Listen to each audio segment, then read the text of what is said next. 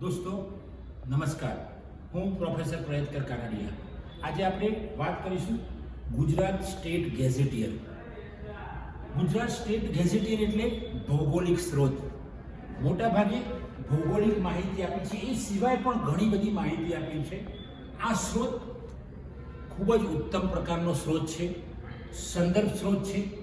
આ સ્ત્રોત એ કોઈ પણ કોમ્પિટિશન એક્ઝામ આપતો વિદ્યાર્થી હોય, યુપીએસસી, જીપીએસસી, ગૌણ સેવા પસંદગી અથવા તો કોઈ અન્ય વિષયમાં, એ સિવાય MLS એટલે માસ્ટર ઓફ લાઇબ્રેરી સાયન્સ અને BLIS એટલે બેચલર ઓફ લાઇબ્રેરી સાયન્સમાં ભણતા વિદ્યાર્થી માટે પણ ખૂબ ઉપયોગી છે. મિત્રો, કોઈ નેટ સ્લેટની એક્ઝામ આપતું હોય તો એના માટે પણ આ સ્ત્રોત ઉપયોગી છે. આ સ્ત્રોતમાં અદ્ભુત માહિતી આપી છે. ધારો કે આપણે કોઈ જિલ્લાની વાત કરીશું. ગુજરાત સ્ટેટ ગેઝેટિયરમાં સાબરકાંઠા જિલ્લાનું આપણે ઉદાહરણ લઈએ તો પહેલાં તો જિલ્લાની સામાન્ય માહિતી આપવામાં આવી છે. પછી જિલ્લાની અંદર આવેલા જંગલો, એની ભૌગોલિક સ્થિતિ, એની ખીણો, એના પર્વતો, ધારો કે અરવલ્લીની ગિરિમાળાઓ હોય તો અરવલ્લીની ગિરિમાળા, ઈડરીયો ગઢ હોય તો ઈડર વિશેની માહિતી આપેલી હોય.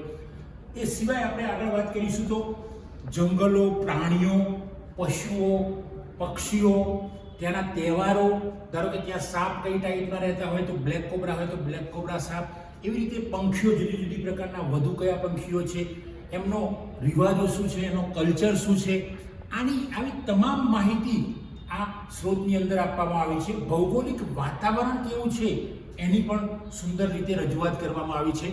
મિત્રો, આ સ્ત્રોત, હું તો એવું કહું છું કે દરેકે ક્યાંક ઉપયોગ કરવો જોઈએ કે આ સ્ત્રોતમાં એટલી સુંદર માહિતી અને વિગતે માહિતી આપવામાં આવી છે કે સ્ત્રોતથી આપણને ખૂબ આનંદ આવશે વાંચીને.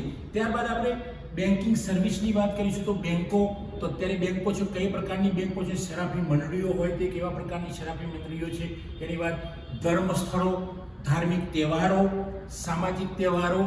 એ સિવાય આપણે વાત કરીશું તો કઈ જગ્યાએ કયો ઇતિહાસ છે એના વિશેની માહિતી આપે છે કે ભાઈ ગુજરાતમાં સાબરકાંઠા જિલ્લાના જુદા જુદા વિસ્તારોમાં કયા રાજ્યો ચાલતા હતા, કયા રજવાડા હતા, એના વિશેની એની હિસ્ટ્રી પણ આપી છે. તો આવી અલગ અલગ પ્રકારની હિસ્ટ્રી પણ તમને માહિતી મળી રહેશે. એ સિવાય આપણે આગળ વાત કરીશું તો એના જિલ્લા સમાહર્તા એટલે કે આપણે કલેક્ટર હોય તો કલેક્ટરની વાત કરીશું, જ્યાં તાલુકા વિકાસ અધિકારી હોય, પોલીસ ખાતાની માહિતી હોય, મેડિકલ આરોગ્યને લગતી માહિતી હોય, કોઈક સંસ્થાઓ હોય, વિવિધ પ્રકારની જુદા જુદા પ્રકારની સંસ્થાઓ હોય તો સંસ્થાઓ વિશેની આબેહૂબ માહિતી આપવામાં આવી છે. અને એ માહિતીથી આપણને ખબર પડશે કે આ જિલ્લાની પરિસ્થિતિ કે ઇવન જિલ્લાની ભૂતકાળમાં એટલે કે પ્રાચીન સમય વિશેની થોડીક વાતો કરવામાં આવી છે કે ભાઈ કેવા સમય, ધારો કે કોઈ ગામ, તો એ ગામનું નામ કેવી રીતે પડ્યું. તો ધારો કે સાબરકાંઠા જિલ્લામાં એક વક્તાપુર ગામ છે, હિંમતનગરથી 7-8 કિલોમીટર દૂર.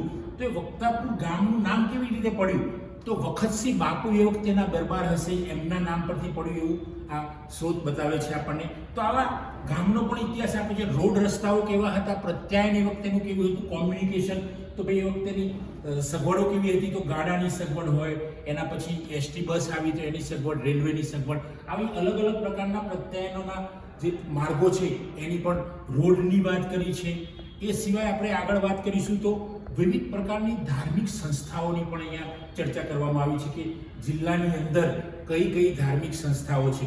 મિત્રો, આ વાત કરું છું સાબરકાંઠાની, પણ આવા જ દરેક જિલ્લાના ગુજરાત સ્ટેટ ગેઝેટિયર છે જિલ્લા વાઇઝ. તો આ જેવી રીતે સાબરકાંઠાની વાત કરી રહ્યો છું, દરેક જિલ્લાની તમે મહેસાણાની જોશો તો આ જ રીતે માહિતી આપવામાં આવી હશે. કારણ કે આપણે ઉદાહરણ લીધું આપણે સાબરકાંઠા જિલ્લામાં, એવું દરેક જિલ્લા જે હશે, જે ગેઝેટિયર એ વખતેના બનેલા છે, એ જિલ્લાઓ જે વખતે હશે, અત્યારે પણ ગેઝેટિયરમાં જિલ્લા વાઇઝ માહિતી આવતી હોય છે. તો ઘણી બધી અઢળક માહિતી, એટલે તમે આખા જિલ્લાનું સામાન્ય જ્ઞાન આમાંથી મેળવી શકશો. અને જિલ્લામાં ભૂતકાળમાં કેવી સ્થિતિ હતી, આજે કેવી સ્થિતિ છે, એના વિશેની પણ તમે ઉત્તમ માહિતી મેળવી શકશો. કારણ કે આની અંદર તો તમે જોશો તો જુદા જુદા વિષયોની પણ માહિતી આપવામાં આવી છે. જુદી જુદી જે સંસ્થાઓ છે કે જે સંસ્થાઓ સમાજને ઉપયોગી છે એવી સંસ્થાઓ વિશેની પણ માહિતી આપવામાં આવી છે. એની અંદર સંરક્ષણની શું વ્યવસ્થા છે જિલ્લાની અંદર, આરોગ્યની શું વ્યવસ્થા છે, એ સિવાય સમાધાનકારી પંચો, તો આની પણ માહિતી આપવામાં આવી છે. મોટા મોટા ગામો કે જે વખતે જિલ્લામાં મોટા ગામો હોય તો એની માહિતી આપવાની છે. મોટા શહેરો જિલ્લાના ફોર એક્ઝામ્પલ આપણે કહીશું કે હિંમતનગર, ઈડર, તો આવા શહેરોની પણ માહિતી આપવામાં આવી છે. એનો વિસ્તાર શું છે, એનો જન્મદર શું છે, મૃત્યુદર શું છે, આવી તમામ માહિતી આપવામાં આવી છે. અને એ સિવાય મહિલાઓનું અને પુરુષોનું પ્રમાણ શું છે એના વિશેની માહિતી આપવામાં આવી છે. બાળકોનું પ્રમાણ શું છે, જે સમયનો જે ગેઝેટિયર હોય એ પ્રમાણે તમને એ આંકડાકીય પણ માહિતી મળી રહેશે. પણ આ જો આપણે ગુજરાત સ્ટેટ ગેઝેટિયર વાંચીશું તો આપણને ઘણી બાબતોની ખબર પડી જશે કે જેનાથી આપણે અત્યાર સુધી અજાણ હતા. અને મિત્રો, તમે તમારા જિલ્લા વિશેની સાચી માહિતી જો જાણવા માંગતા હોય તો ગુજરાત સ્ટેટ ગેઝેટિયરમાં તમારા જિલ્લાનો ગેઝેટિયર લઈને એનો અભ્યાસ કરવો જોઈએ. ત્યારે તમને એમ લાગશે કે મારો જિલ્લો આટલો સરસ છે, મારો જિલ્લો આટલો અદ્ભુત છે, અથવા તો ભૂતકાળમાં મારા જિલ્લામાં આવી બધી બાબતો હતી. એની નદીઓ વિશેની માહિતી હશે, તમે જોશો તો ગાર્ડન મોટા મોટા હોય, લાઇબ્રેરી હોય મોટી મોટી, તો એના વિશેની પણ માહિતી તમને મળશે. આર્કાઇવ્સ હોય, દફતર ભંડાર હોય, તો એના વિશેની પણ માહિતી મળશે. જે અવશેષો, જૂના અવશેષો હોય તો એના વિશેની માહિતી મળે છે. જે મહેલો છે, એ જૂના મહેલો, તો એના વિશેની માહિતી હશે. પર્વતો પર જે મહેલો છે એના વિશેની પણ માહિતી તમને મળી રહેશે. તો તમે તમારા જિલ્લાથી અવગત થશો અને જિલ્લા વિશેની સમગ્ર માહિતી તમે મેળવી શકશો.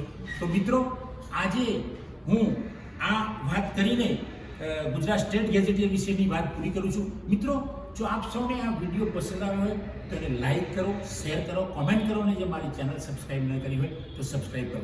થેન્ક યુ દોસ્તો. જય હિન્દ, જય ભારત.